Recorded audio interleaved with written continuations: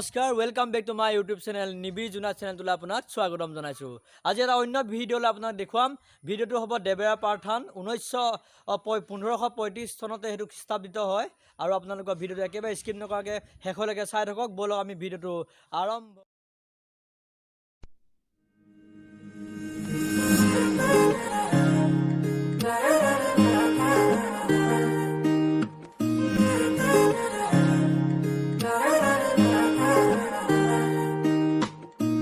Here বাহির করে ওয়ানা খুরেরে দিয়ানা প্রেরণা হিয়ারে খাবতির ওয়ানা প্রেমর চুত বাখনা প্রেমর চুত বাখনা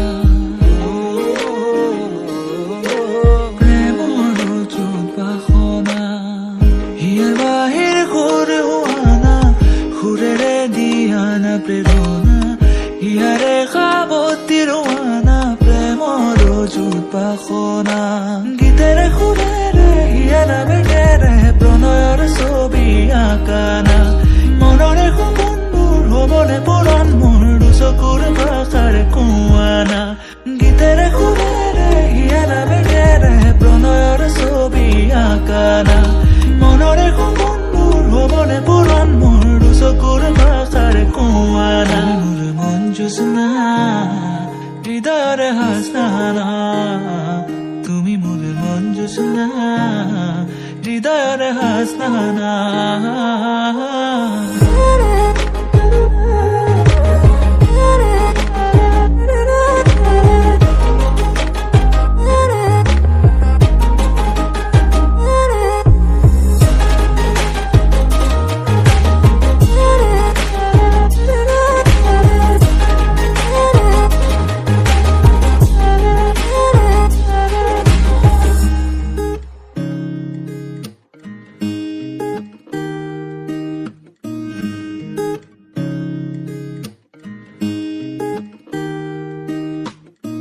পৰানৰা কোলে কামনা পাহৰাই হিয়াৰ বেদনা ফুৰেৰে সিক্ত কৰানা ৰিক্ত হিয়াৰ ৰচনা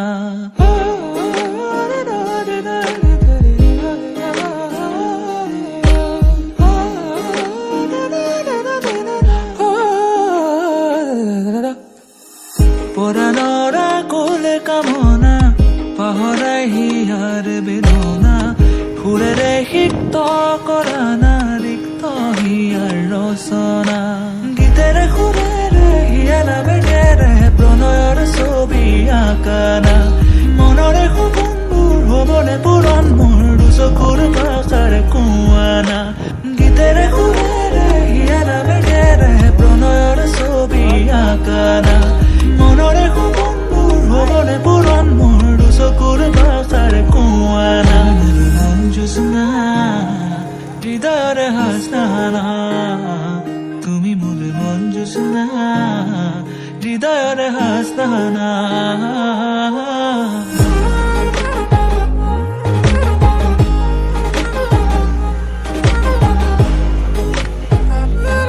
দেবেৰাথান পাইছোঁহি। ব'লক আমি দেবেৰাথানৰ কিছু দৃশ্যাংশ আপোনালোকক দেখুৱাম।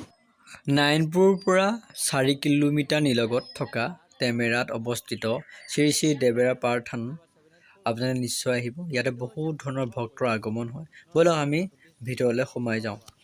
আৰু সোমাই আহিলোঁ। এয়া ভিতৰৰ দৃশ্যাংশ বুলি দেখুৱাইছোঁ। ইয়াৰ চাৰিওকাষে কোনো ইয়াত ঘৰ বা কোনো একো নাই। এয়া আমি আহি আছোঁ। আমাৰ এয়া দেবেৰা পাৰ থানৰ আমাৰ নামঘৰীয়া বাপ আছে, কৃষ্ণ বাপ। আপুনি অকণমান জনাই দিয়ক, আপুনি ইয়াতে নামঘৰীয়া কৰি থকা কিমান বছৰ হৈছে বাৰু? 7 বছৰ নামঘৰীয়া কৰা হৈছে। ইয়াতে আমি এনেই শুনা মতে ইয়াত পুখুৰীৰ পাৰত আগতে বোলে সোণৰ নাও, সোণৰ কলহ এইবোৰ পোৱা হৈছিল, সঁচা জানো? আমি এনেই মুখে শুনিছোঁ, কিন্তু আমি বাস্তৱত তেনেকৈ দেখা নাই। কিন্তু আগৰ ককা পিতাসকলে কৈছিলে যে ভালকৈ বোলে গা পা ধুই খুজিলে পোৱা যায় বুলি কৈছিলে, কিন্তু আমি শুনিছোঁহে, কিন্তু ইমান এটা প্ৰমাণ আমি নাপাওঁ আৰু। অকণমান এই পুখুৰীটোৰ বিষয়ে অকণমান জনাই দিয়কচোন, অকণমান জনাই দিলে ভাল পাম। এই পুখুৰীটো পূৰ্বতে মানে মস্ত এটা পিঠ আছিলে, মস্ত ডাঙৰ পিঠ। পিঠ মানুহতকৈ ওখ দাঁত আছিলে বস্তুটো। তাৰ ভিতৰতে মানে এনেকৈ নাদ আছিলে আৰু এই গা ধুবৰ কাৰণে মানে ইয়াত চাং বনাই দিয়া আছিলে, অকণমান মুকলি কৰি ইয়াৰ পৰা পানী দুনি তুলি ইত্যাদি কৰা হৈছিলে। তাৰপিছতে এই কুঁৱা চুৱাবিলাক নাছিলে যে, ইয়াৰ পানীয়ে ব্যৱহাৰ কৰি গা পা ধুই ৰাইজে চলিছিলে। তাৰপিছত ধৰক কিছুমান বুজা পোৱা ব্যক্তিয়ে এই কুঁৱাখন দেৱাম নামৰ ব্যক্তি এজনে এই কুঁৱাখন অনুদান কৰিছে আৰু এই কুঁৱাখনৰ জহতেই আজি ৰাইজে বহুত গা পা ধোৱাৰ পৰা ধৰি হাত ভৰি ধোৱা, মাহ প্ৰসাদ ধোৱাৰ পৰা ধৰি ইত্যাদি কৰি সুবিধা পাইছে। আৰু তেওঁলোক আমাৰ ধন্যবাদ থাকিলে এই কুঁৱাভাগ দান কৰাৰ কাৰণে। আৰু এই পুখুৰী ভাগত বোলে গা পা ধুই ধুনীয়াকৈ শৰাই সেৱা সৎকাৰ কৰিলে বোলে ভাত খাবৰ কাৰণে কাঁহী বাতি দিছিলে বুলি কৈছে। কাঁহৰ কাঁহী আছিলে নে সোণৰ কাঁহী নে আপুনি জনামতে কওকচোন? এনেই মানে পাত্ৰ এটা দিয়ে আৰু যিমানে খোজে সিমানকে দিয়ে আৰু, কিন্তু সোণৰ নে কাঁহৰ নে পিতলৰ কি কথা একো নাজানো, কিন্তু তথাপিও খুজিলে দিয়ে বুলি কৈছে। আৰু খাই বৈ উঠি মানে ধুই মেলি দিলে আকৌ সিহঁতে লৈ যায় বুলি কৈছে। নিশ্চয় আমাৰ এই বাপৰ পৰা আপোনালোকে বুজিব পাৰিলে, জানিলে। এতিয়া আপোনালোকৰ লখিমপুৰ থানাৰ অন্তৰ্গত যেতিয়া টেমেৰাত আছে এই অৱস্থিত আমাৰ দেবেৰাপাৰ থানটো, এই দেবেৰাপাৰ থানটোত মানে এনেই মানুহে কোৱা মতে হাবি জংঘলৰ মাজত আছে বুলি কয়। এনেই কথাটো কেনেকুৱা বাৰু আপুনি জনাই দিয়কচোন।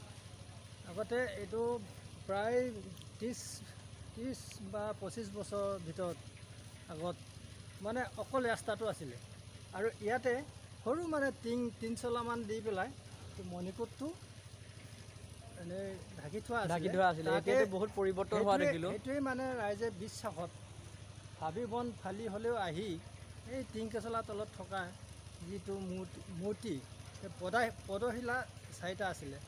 এই পদশিলা 4টাকেই মানে কোনোবাই গাখীৰ বাসে, কোনোবাই সেৱা সৎকাৰ কৰি পইচা পাতি দি সেৱা সৎকাৰ কৰি গুচি যায়। এইটো সেই মহিমা মণ্ডিত বুলি কৈছে।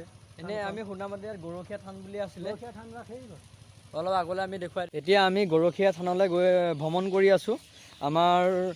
আপোনালোকে একদম আমাৰ লগত থাকক আৰু একেবাৰে ভিডিঅ'টো স্কিপ নকৰাকৈ চাই থাকক। ব'লক আমি গৰখীয়া থানটোনো ক'ত আছে বা কেনেকুৱা ধৰণৰ অকণমান তাৰ বিষয়ে জনাই দিম।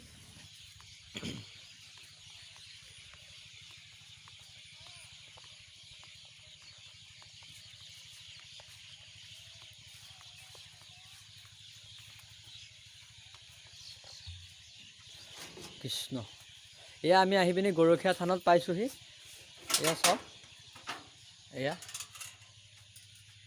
এয়া গৰখীয়া থান। এই ঔটেঙা গছ এজোপাৰ নিচেই কাষতে আছে। এয়া আপোনালোকক দেখুৱাই দিছোঁ। এয়া চাওক,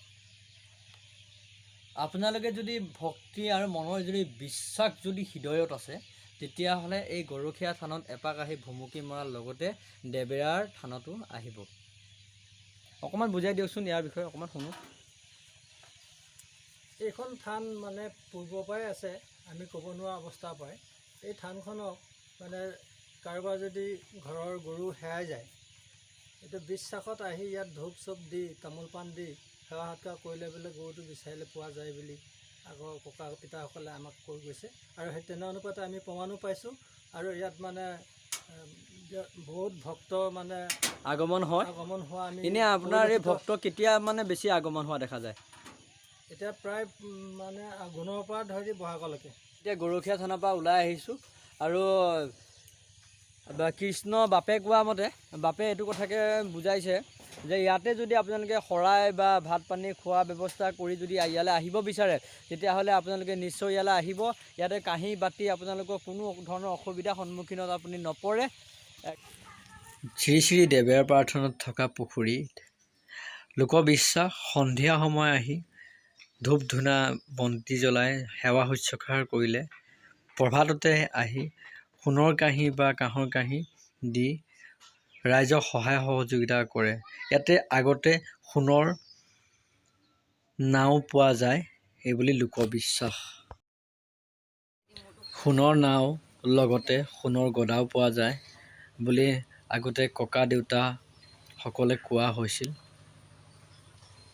কেতিয়াবা যদি পাৰে নিশ্চয় ইয়ালৈ নহাকৈ নাথাকিব। যদি ভিডিঅ'টো ভাল পালে লাইক কৰিব, শ্বেয়াৰ কৰিব আৰু ছাবস্ক্ৰাইব কৰিবলৈ একদম নাপাহৰিব। এটা নতুন ভিডিঅ' লৈ মই আপোনালোকক আকৌ লগ পাম। এতিয়া বাই বাই।